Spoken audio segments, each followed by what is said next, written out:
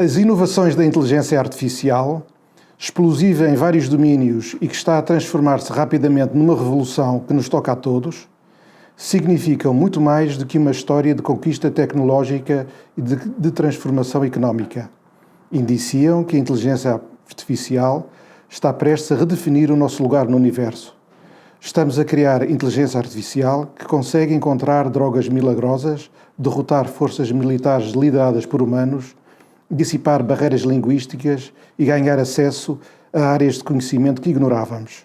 Estamos a entrar numa nova fase da história da humanidade. O trecho que acabei de ler faz parte da introdução ao livro A Era da Inteligência Artificial, que tem como subtítulo E o Nosso Futuro Humano. É um livro escrito em coautoria por Henry Kissinger, que todos bem conhecemos, mas também por Eric Schmidt, um ex-CEO da Google, e Daniel Huttenlocher, um atual administrador da Amazon, que está muito ligado também ao MIT e a estas matérias. O título do livro é sugestivo, porque quando fala numa era, fala de facto numa grande revolução. Era significa o início de uma nova ordem das coisas. Será que estamos perante, efetivamente, uma nova ordem das coisas? Para falar sobre este tema, na edição 2, no episódio 2 da PPBR Talks, do podcast da PPBR, temos connosco a senhora professora doutora Ana Mafalda Miranda Barbosa, docente da Faculdade de Direito da Universidade de Coimbra, que se tem dedicado a estas matérias e à sua incidência sobre alguns dos institutos e da prática jurídica. Também temos connosco a Carina Branco, que é quem na PPBR leva o tema das novas tecnologias e vai também ajudar à discussão e ao debate que agora pretendemos promover. Senhora professora, muito obrigado por ter vindo ao nosso podcast, é uma honra tê-la connosco.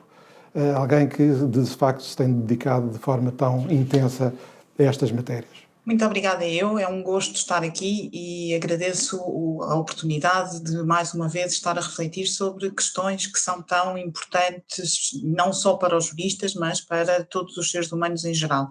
De facto, o anúncio daquilo que nos propõem e de que nós podemos ir lendo nos estudiosos das matérias relativas à inteligência artificial, às ciências da computação, às ciências de dados, acaba por ser, por um lado, benéfico em alguns aspectos, mas por outro lado acaba por ter um cunho relativamente assustador, porque nos propõem ou anunciam a existência de um novo homem, de uma nova forma de interação entre os seres humanos, a redefinição de tudo aquilo que nós conhecemos acerca da pessoa, e designadamente em determinados domínios anunciam inclusivamente a superação dos limites da mortalidade com as possibilidades de estabelecimento de um scan, um network neuronal do ser humano e depois a sua transposição para um ambiente digital onde o homem poderia viver como um avatar depois da sua morte física.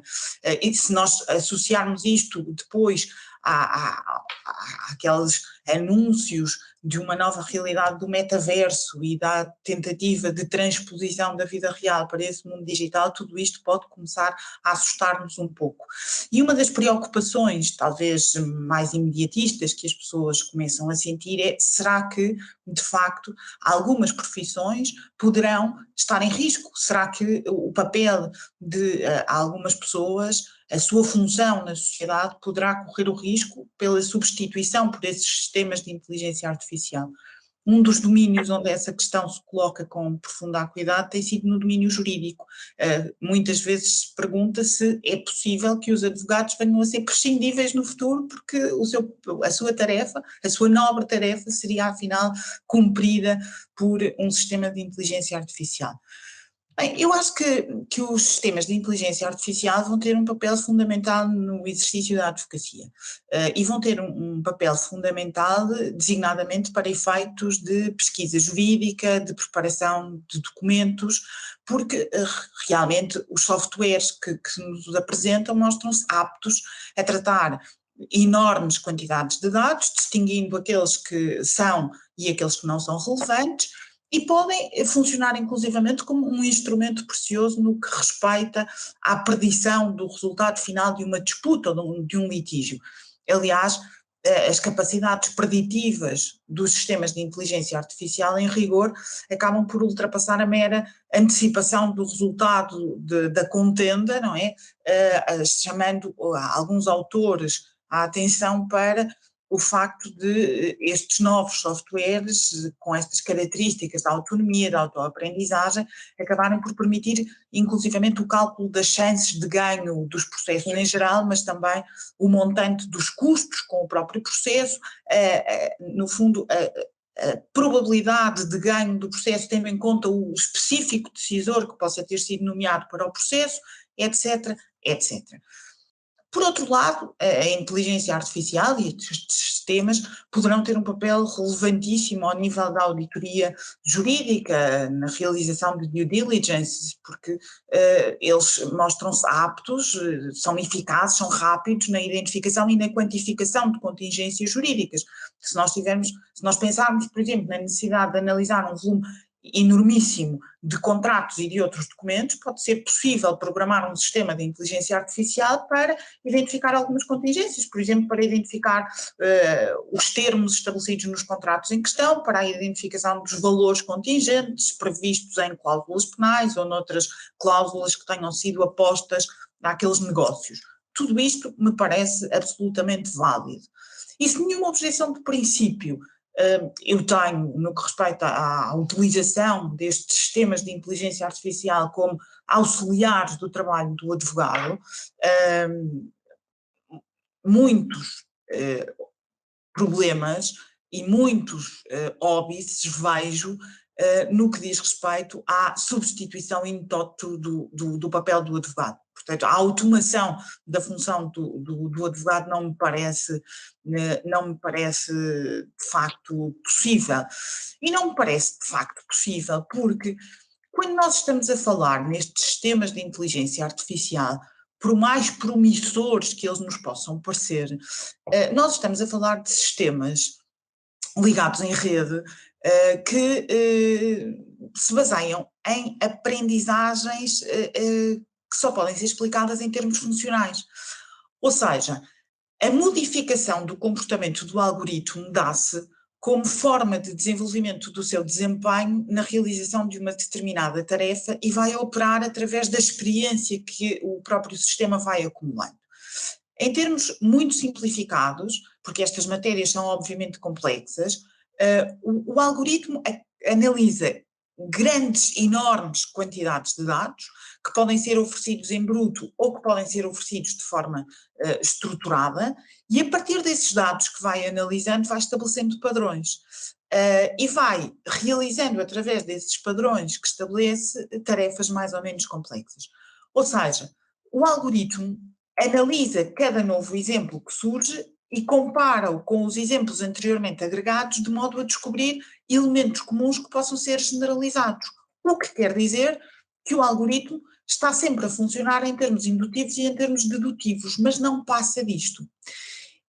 Em certa medida, ele programa-se a si mesmo com regras que vai formulando, mas são regras que nunca poderão aceder a uma dimensão semântica relativamente à própria compreensão daqueles dados que estão na base desta autoaprendizagem.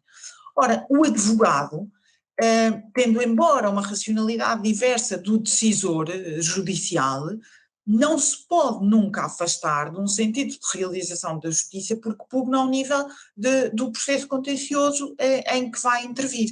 E por outro lado, mesmo que seja importantíssimo para o advogado antecipar o sentido da sentença ou da eventual sentença que possa vir a ser proferida, para melhor poder aconselhar o seu constituinte, há dois pontos que me parecem fundamentais aqui. Por um lado, nós não vivemos num sistema de precedentes e, em rigor, uma vez que o juízo jurídico não é um juízo lógico, ou não é puramente lógico, mas é um juízo prudencial, não é possível predizer com total segurança aquela que vai ser a decisão do julgador.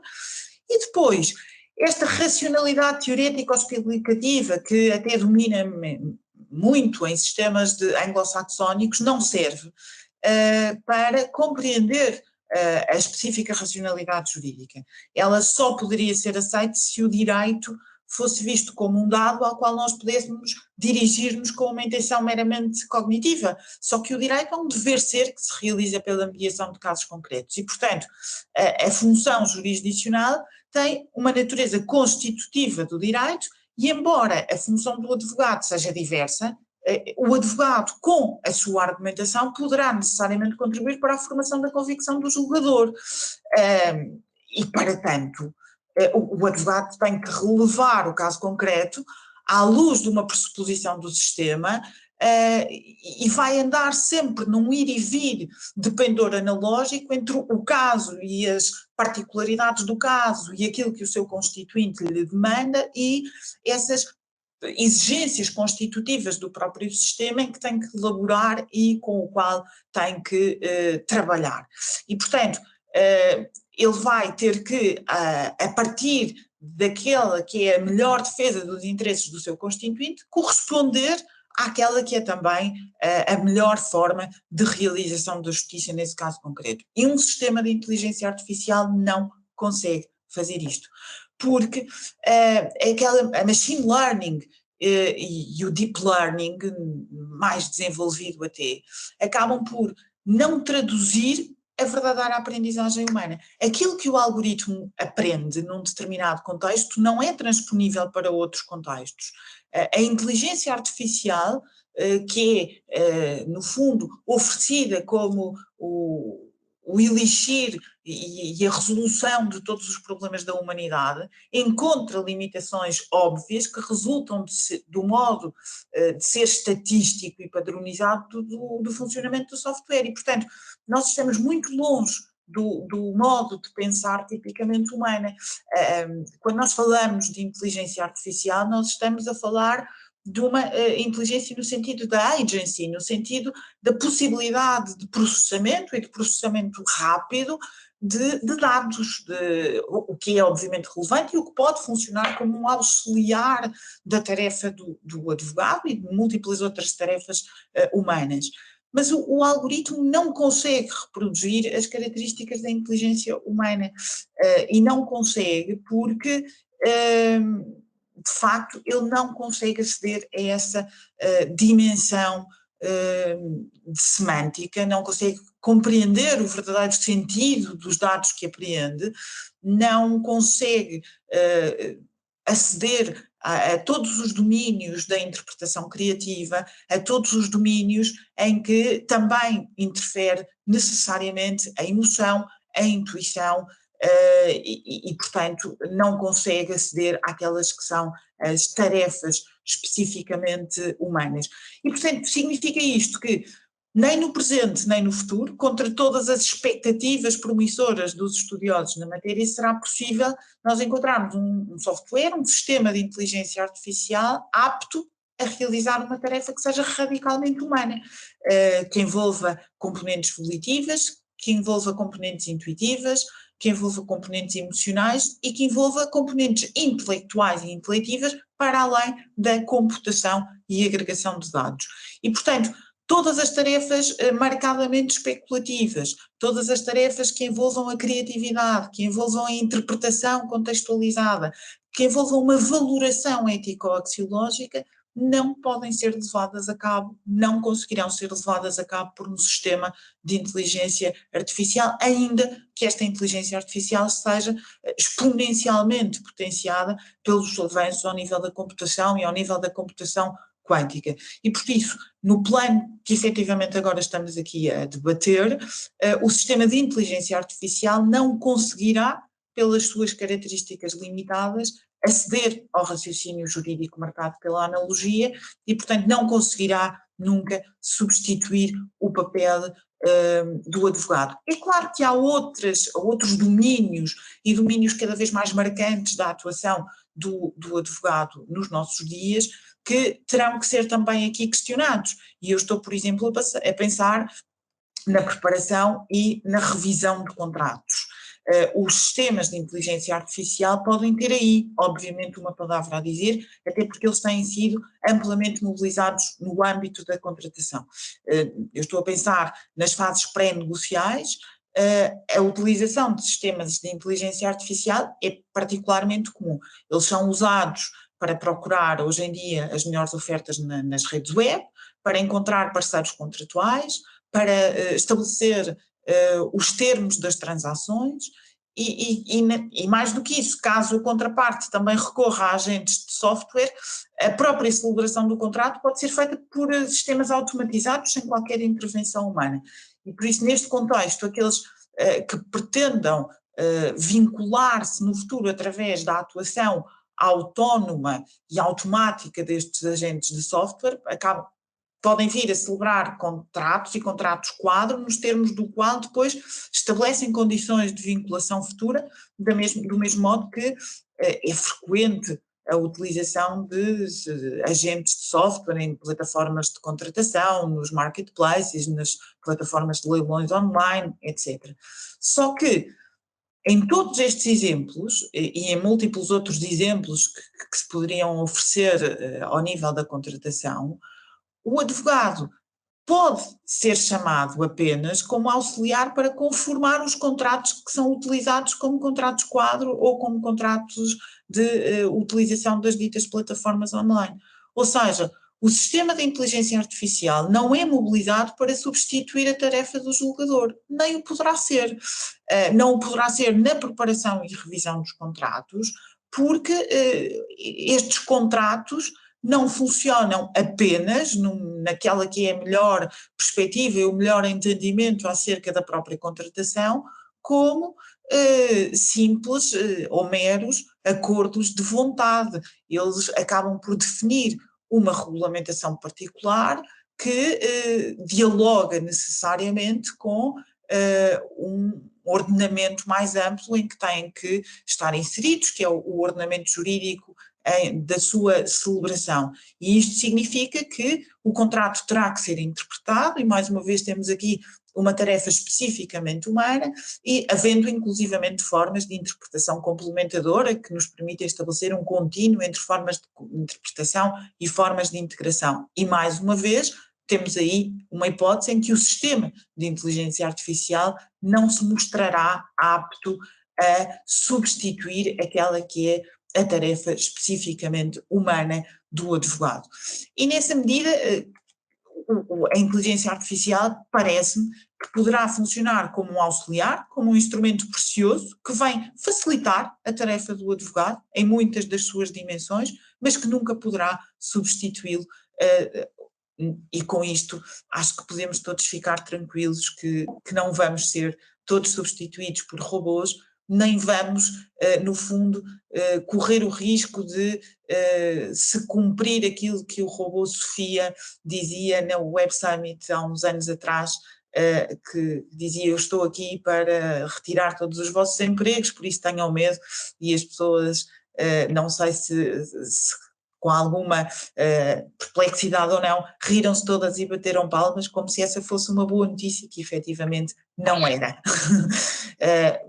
No fundo, eram estas as ideias ou as principais ideias que eu queria transmitir aqui. Muito obrigado, Sra. Professora. Karina, se quiser... Obrigada, Sra. Professora. Eu deixo só com... Muito obrigada, foi muito esclarecedor e inspirador. E tranquilizador também. Isso é que eu já não sei. Mas pronto. Eu tinha aqui uma interpelação para a Sra. Professora, que é a seguinte. Eu também concordo com a Sra. Professora de que nós não temos a nossa profissão, em termos gerais, em risco, mas parece-me uma realidade, provavelmente não em Portugal, mas em algumas jurisdições fora de Portugal, que alguns atos próprios da advocacia, algumas das nossas funções estão de facto a ser automatizadas. E falou aí bem realmente na revisão de contratos. É uma área em que de facto já existem software muito desenvolvidos para fazer análises muito eficientes de contratos muito parametrizados e muito padronizados, como os Non-Disclosure Agreements, os contratos, os Lease Agreements, contratos com baixa complexidade. Aquilo que eu lhe pergunto é, admitindo e dando de barato que não vamos ser substituídos, como é que vê a inteligência artificial aplicada à profissão do advogado ou ao advogado, eu diria até à advogada, vamos admitir que sou eu, de forma a poder me transformar numa super advogada. Como é que, e de que forma é que vê isso possível? Ou seja, de que forma é que os meus poderes normais como humana poderão ser potenciados pela utilização destas ferramentas e de que forma é que poderemos ter que repensar provavelmente a prática de atos próprios da advocacia, na medida em que eu me possa fazer socorrer deste tipo de ferramentas ou deste tipo de software, não é? Para a realização de alguns atos próprios da advocacia, como por exemplo a revisão de contratos, quem sabe um dia a negociação, mas para já, com bots talvez, mas para já a revisão de contratos. Eu não sei se nós vamos chegar ao ponto em que conseguiremos ser... eu não sou advogada, mas não sei se conseguiremos chegar ao ponto em que poderemos confrontar-nos com super advogados. Mas se calhar conseguimos chegar ao momento em que os advogados se veem libertos de uma série de tarefas, por vezes rotineiras, em que despendem muito tempo e em que aí sim poderão utilizar a inteligência artificial e os sistemas de inteligência artificial como um precioso auxiliar, porque também é verdade que hoje em dia qualquer atividade no campo do direito, qualquer atividade jurídica, se vê muito sobrecarregada com uma avassaladora quantidade de normas, regulamentos, documentos provenientes, quer de órgãos com poder legislativo, quer de outras entidades, soft law, etc., jurisprudência, doutrina, portanto, toda uma profusão de dados que outrora não existiam e, portanto, se calhar aquela imagem do advogado que ficou no imaginário de todos nós e que podia efetivamente dedicar-se às suas causas, era também o advogado que se podia dar ao luxo de se dedicar às suas causas porque não estava sobrecarregado com todas essas tarefas rotineiras.